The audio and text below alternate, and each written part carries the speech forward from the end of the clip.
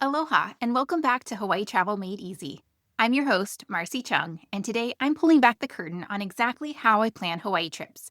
The same process I use for my own family and the hundreds of families I've helped through consultations. After 40 plus trips to Hawaii and working with so many families, I developed a pretty straightforward system that takes the stress out of planning. And honestly, the biggest difference between a trip that feels magical versus one that feels exhausting usually comes down to 5 key decisions that most people either skip or do in the wrong order. So let me walk you through my exact process, the mistakes I see over and over, some budget strategies that actually work for real families, and how to create itineraries that work with kids instead of against them.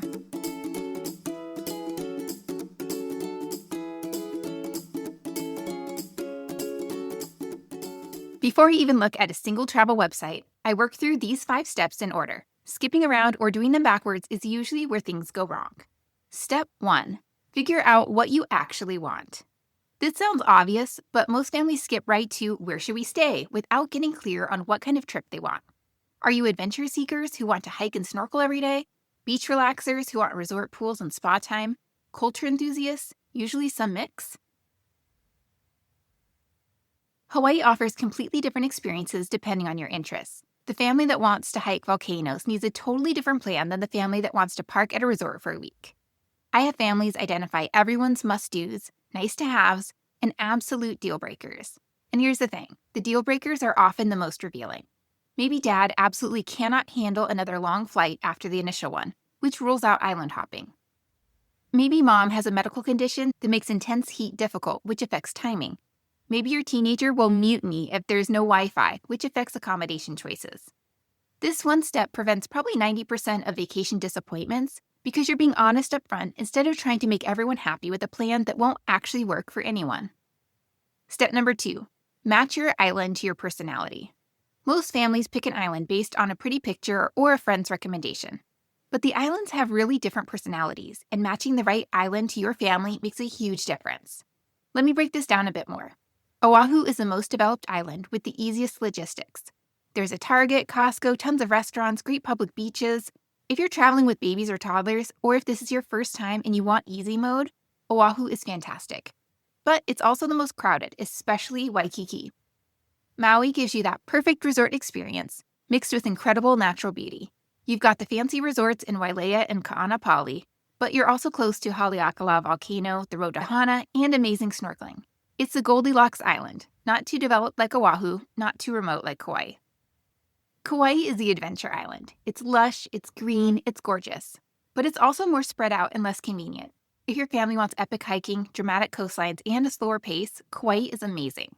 But if you need easy access to lots of restaurants and activities, it might frustrate you. The Big Island is huge and diverse. You've got everything from active volcanoes to snow-capped mountains to black sand beaches. It's the best island for families fascinated by geology and nature. But the drive times between regions are real. It can take 2 to 3 hours to get from one side to the other. You're not doing a quick day trip situation here. Step number 3, get your timing right. Timing makes such a huge difference. I optimize on 3 levels: seasonal, monthly, and daily.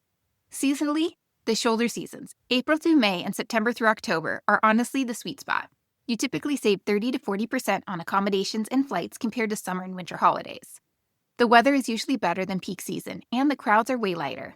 I know school schedules don't always allow for this, but if you have any flexibility, it's worth it. Summer, that's June through August, is peak season. It's hot, it's crowded, it's expensive.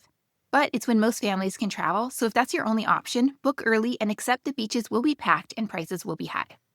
Winter, which is December through March, is complicated.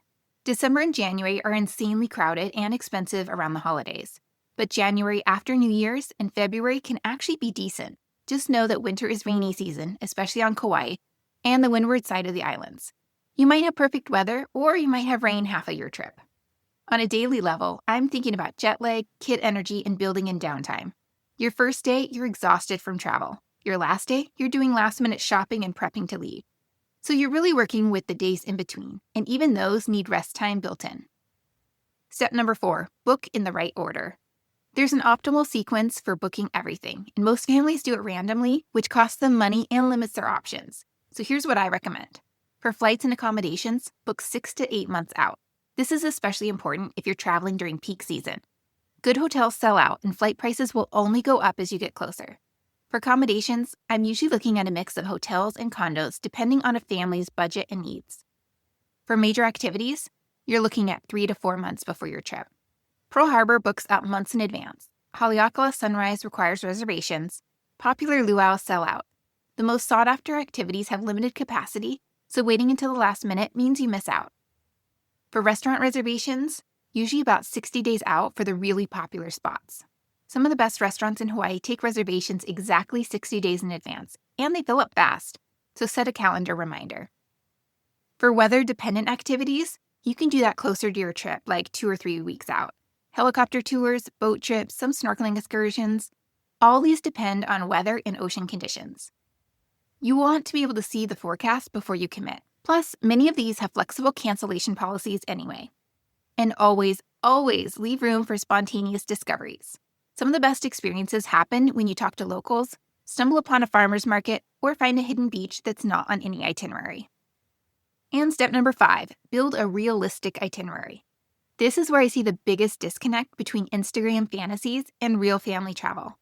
I plan 1 major activity per day with built-in rest time. That might seem conservative, but it prevents meltdowns and actually allows for spontaneous adventures. So let me give you an example of what this looks like in practice. Let's say you're doing a North Shore day on Oahu. The drive from Waikiki is about an hour. You want to see Waimea Bay, maybe stop at the Dole Plantation, grab lunch from a food truck, and spend time at Laniakea Beach looking for sea turtles. That's already a full day when you factor in drive time, parking, actually enjoying each stop, bathroom breaks, and snack breaks. Trying to also squeeze in the Polynesian Cultural Center or a sunset dinner on the way back is where things fall apart. Kids get cranky, everyone's exhausted, and nobody enjoys it. I cluster activities by location instead of zigzagging across an island. If we're on the North Shore, we do multiple North Shore things. We're not driving back to Waikiki and then out to Hanauma Bay. That's just miserable in traffic. Every outdoor activity gets a weather backup plan. Every beach day gets a nearby kid-friendly restaurant identified in advance. Every long car ride gets downloaded shows, snacks, and frequent stop breaks. Now, implementing this system for the first time can feel overwhelming when you're staring at a blank calendar and 1,000 browser tabs open. That's exactly why I offer consultations. In a 60-minute session for $149, I walk you through this entire process specifically for your family's trip.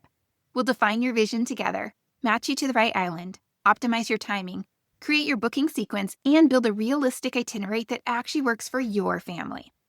And because you're working with me, my travel agent partner Kim at Stuffed Suitcase waives your planning fee and handles all your travel bookings after we plan everything together. So you get both the strategic planning and the booking logistics taken care of. If you've already done some planning and just need an expert review or answers to specific questions, I offer 30-minute consultations for $69. Visit hawaiitravelwithkids.com to book.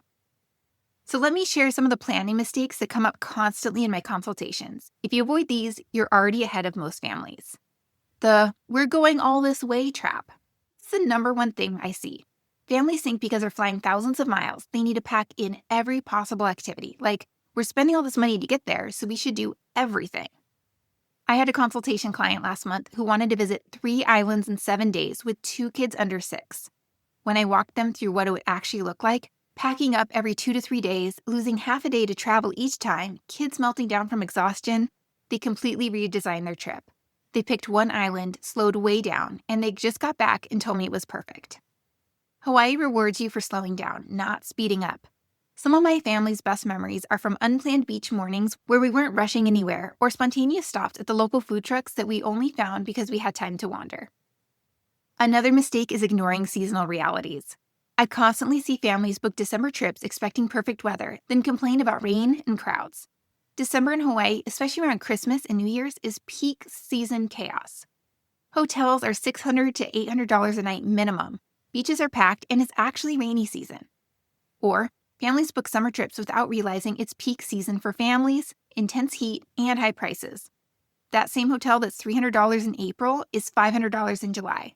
The beaches that are peaceful in May are overrun in June. Timing is everything. The same snorkeling trip that's crystal clear in September can be murky in January. The same sunrise hike that's comfortable in April can be brutally hot in August. Some people plan for adults and not kids. This one is big.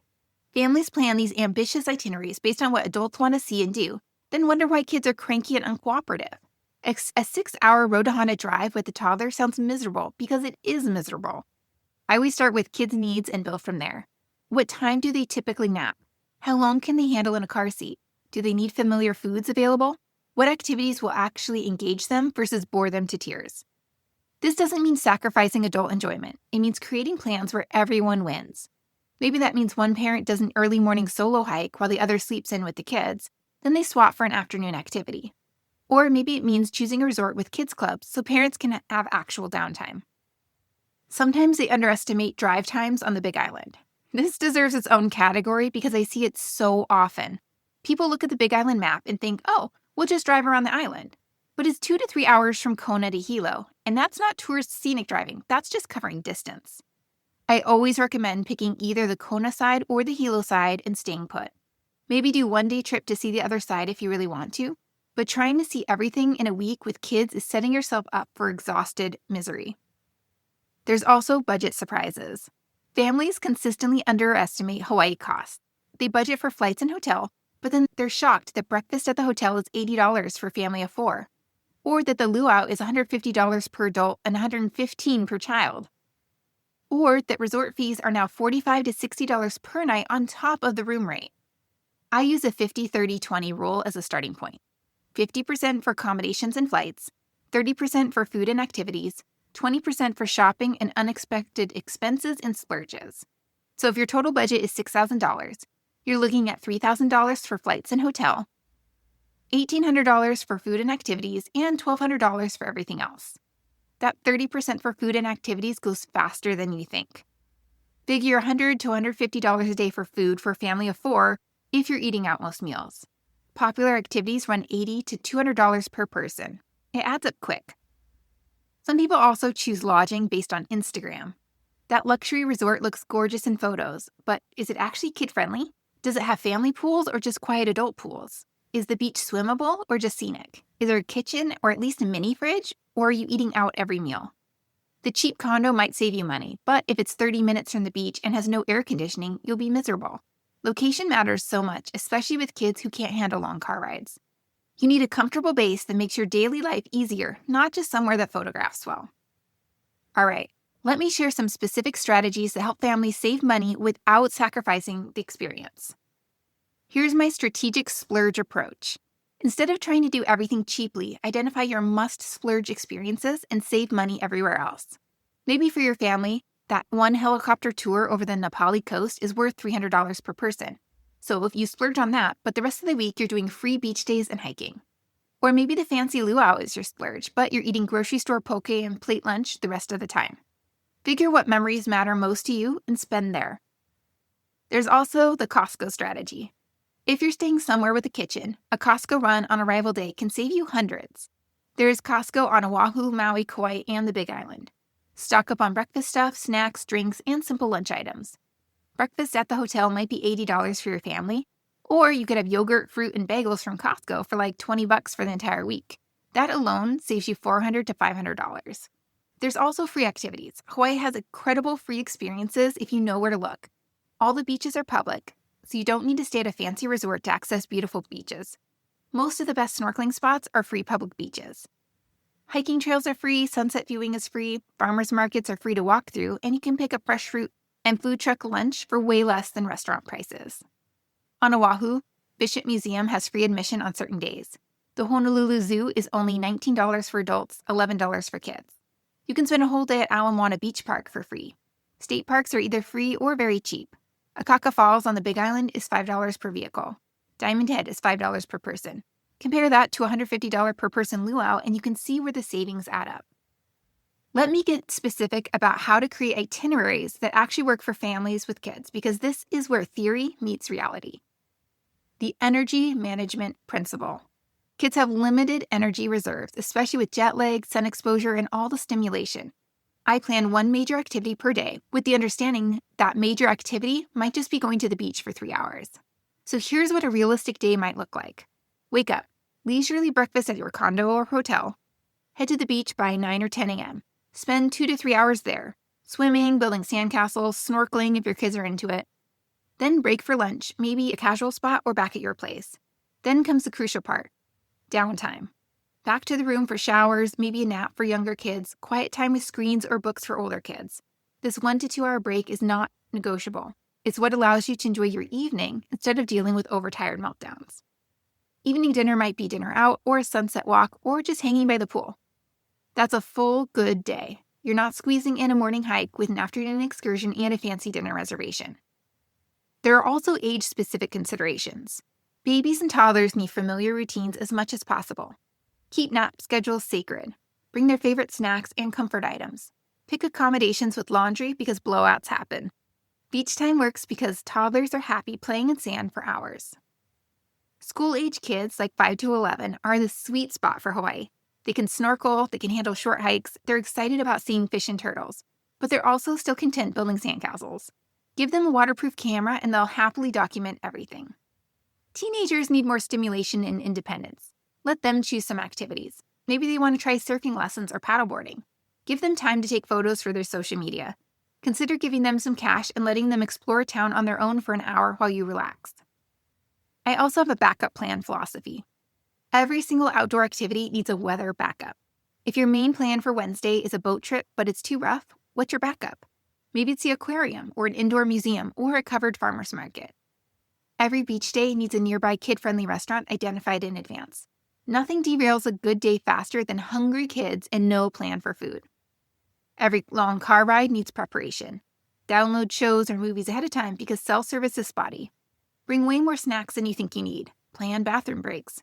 If you're driving the road to Hana, that's 2 to 3 hour drive each way with dozens of stops. You need a solid plan. So what does this really come down to? Good planning isn't about having the most activities or the fanciest resorts. It's about matching your family's actual needs and limitations with Hawaii's realities. This system works because it's based on real experience with real families, not travel fantasies or influencer content. I've seen what works and what doesn't over 40 plus trips and hundreds of consultations. Whether you're planning your first family trip to Hawaii or your 5th, this approach will help you create the kind of vacation where parents actually relax, kids have fun, and everyone comes home with good memories instead of needing a vacation from their vacation. And remember, if you want help implementing the system for your specific trip, that's exactly what my consultations are for. You can book a 60-minute session at hawaiitravelwithkids.com and we'll plan your entire trip together using this exact framework. I'd love to help make your Hawaii trip everything you're hoping for. Thanks for joining me on Hawaii Travel Made Easy. I'll see you Monday for another episode. Mahalo.